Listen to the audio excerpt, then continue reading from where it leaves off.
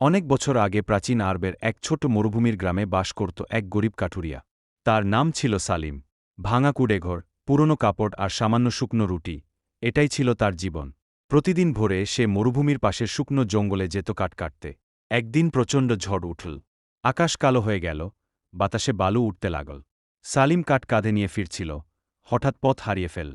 তার পানির মস্কো ফেটে গেল। চারদিকে শুধু মরুভূমি আর মরুভূমি। ক্ষুধা, তৃষ্ণা আর ভয়ে সে হাঁটু গেড়ে বসে বলল, হে আল্লাহ, আমি অসহায়। তুমি ছাড়া আমার কেউ নেই। কিছুক্ষণ পর দূরে একটা আলো দেখা গেল। সালিম কষ্ট করে সেখানে পৌঁছে দেখল এক বৃদ্ধ মানুষ ছোট্ট তাঁবুতে বসে আছেন। তিনি সালিমকে পানি দিলেন, খাবার দিলেন আর বললেন, আল্লাহ কখনো তার বান্দাকে একা ছেড়ে দেন না। ভোর হলে সালিম ঘুম থেকে উঠে অবাক হয়ে গেল। সেখানে কোনো তাঁবু নেই, কোনো বৃদ্ধ নেই, কিন্তু তার পাশে পড়ে আছে একটি থলি ভর্তি স্বর্ণমুদ্রা। আর কাছেই গ্রামের পথ। সেদিন সালিম চোখের পানি ফেলতে ফেলতে সেজদায় পড়ে গেল। সে বুঝল, যখন সব দরজা বন্ধ হয়ে যায়, তখন আল্লাহ নিজের রহমতের দরজা খুলে দেন।